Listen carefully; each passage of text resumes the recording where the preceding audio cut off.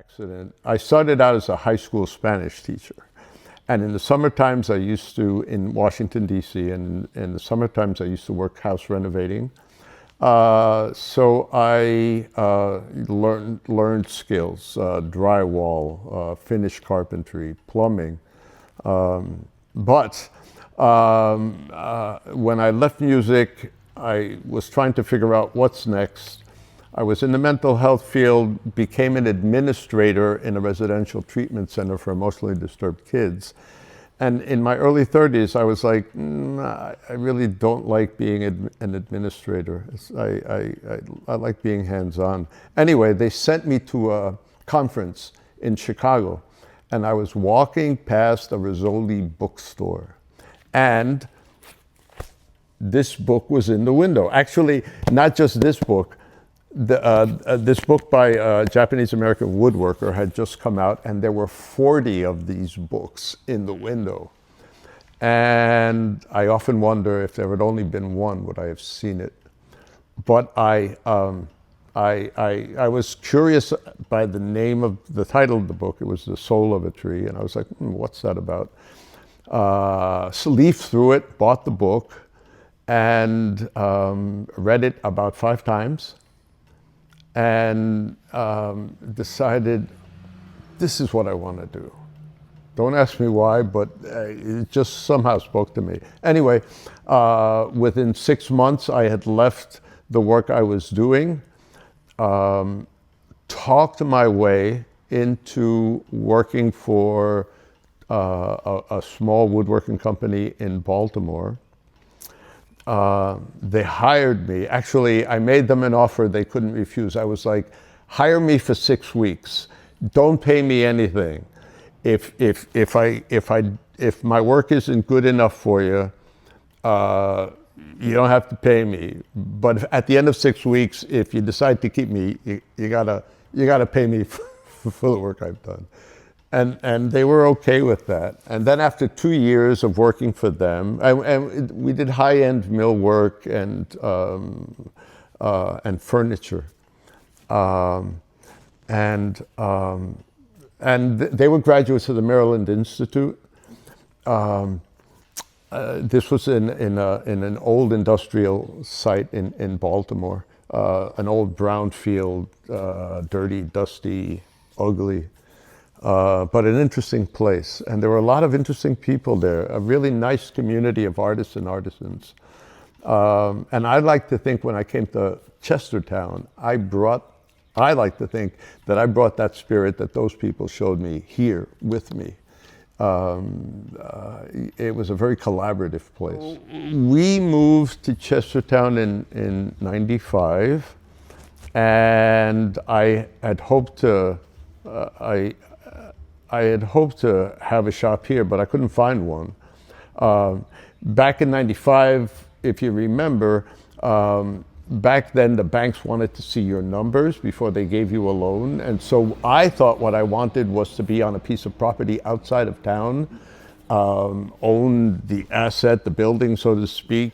Luckily, I found a shop downtown here where I've been for 28 years. In the old Julian Crew building.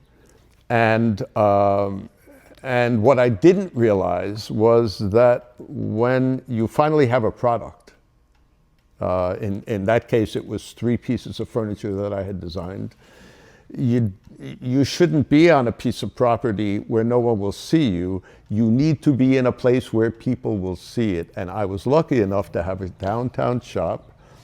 And over the last 28 years, those 3 original pieces of furniture have turned into about 50 different pieces of furniture because people came in and said, oh, I like that coffee table.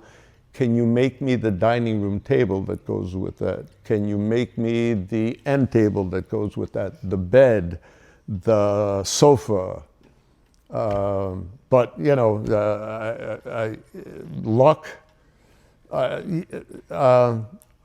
I've worked really hard to be lucky, but boy, luck has really played a really important part. Probably the most amazing, heartwarming, incredible thing that has happened to me in the 40 years I've made furniture.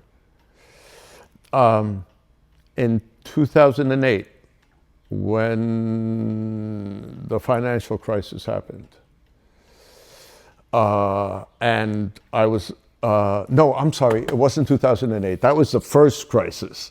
When the pandemic hit, I survived that first crisis in 2008. When the pandemic hit, I remember thinking to myself, I'm not going to survive this. And they will remain nameless here, but literally about a week after everything shut down, I got a call from two people whom I had made furniture for before. And both of those people said to me, I don't need anything, but you need work. Come to my house and tell me what you're going to make for me.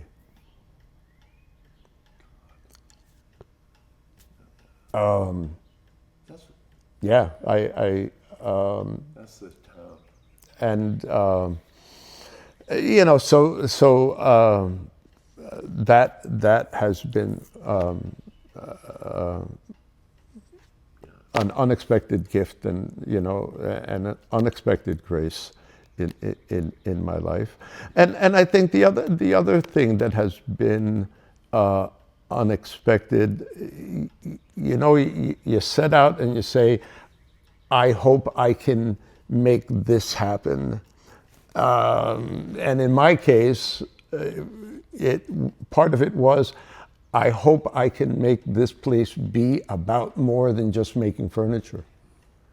And because of the town that I live in, I think the people that it attracts here.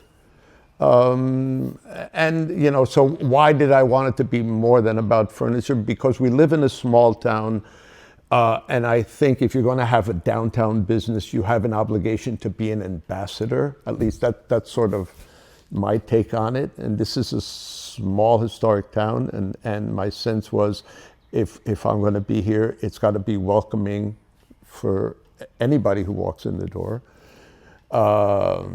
We also live in a town that didn't have the history of being welcoming to anyone who walked in the door always. Given